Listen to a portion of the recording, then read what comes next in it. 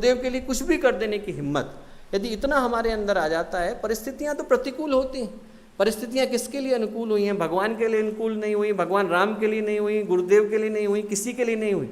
परिस्थितियां अनुकूल नहीं होती, आदमी को मनस्थिति को अनुकूल करना पड़ता है। ताकत हमारे अंदर आ जाती है तो श्रद्धा आ जाती है।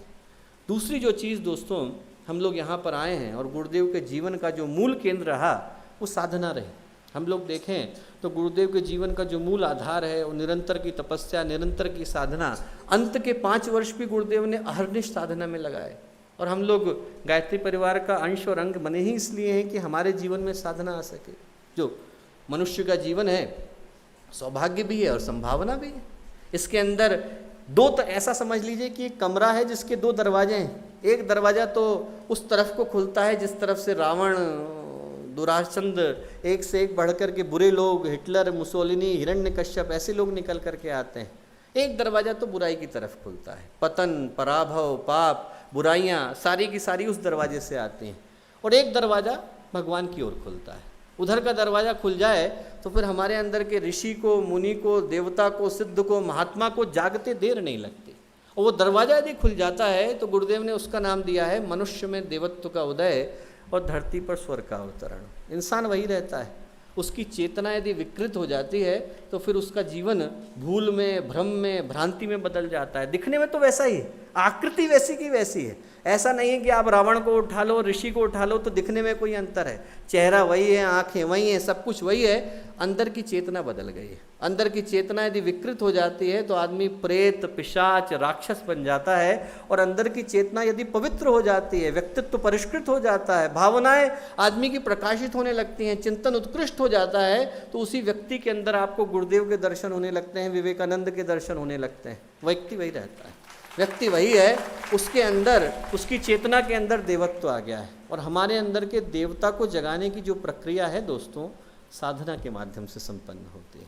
हमारे अंदर यदि साधना हो, अहर्निश, एकदम यहाँ पर हम लोग आए हैं तो लगातार ये करने का, तपने का, तपस्या करने का भाव हो, तो फिर हमारे जीवन में देवता जागते हैं। मैं कहूँगा कि हम लोग यहाँ आए, गुरुदेव का हिस्सा बने, तो फिर यहाँ से अपने जीवन को निरंतर परिष्कार के मार्ग पर चलाने का भाव लेकर के जाएं।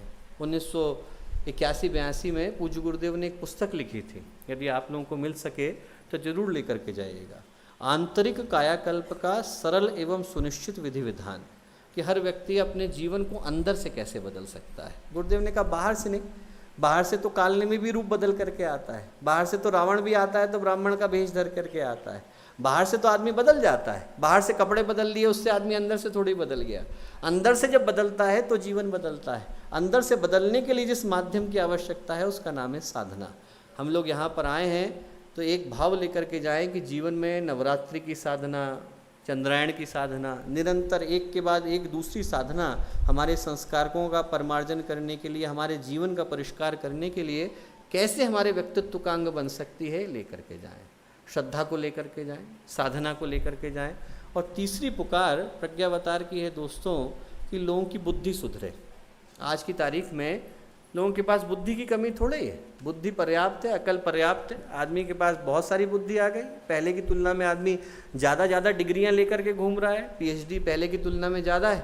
पर उस बुद्धि का उपयोग क्या करता है आदमी? बुद्धि का उपयोग जो है भ्रष्टाचार के लिए करता है, बुद्धि का उपयोग जो है गलत काम करने के लिए करता है। कम बुद्धि है तो आदमी मंदिर के बाहर खड़े होकर के चप्पलें चुराता है। ज़्यादा बुद्धि हो गई तो देश बेच करके चला जाता है। आदमी के पास बुद्धि ज़्यादा हो गई तो ऐसा नहीं है कि वो देश के भले के लिए कर रहा है। आदमी के पास बुद्धि ज़्यादा हो गई तो उतना ही बड़ा षड्यंत्र कर रहा है, उतना ही बड़ा स्कैम कर रहा है, उतना ही बड़ा घोटाला कर रहा है। बुद्धि से सिर्फ इतना हुआ है कि आदमी के पास घोटाले करने के, भ्रष्टाचार करने के नए नए तरीके निकल करके आ गए हैं। उस बुद्धि को सुधारने की आवश्यकता है। हमारे YouTube चैनल शांति कुंज वीडियो गायत्री परिवार को सब्सक्राइब करें एवं बेल आइकन जरूर दबाएं ताकि गायत्री परिवार की विभिन्न गतिविधियों की जानकारी आपको मिलती रहे।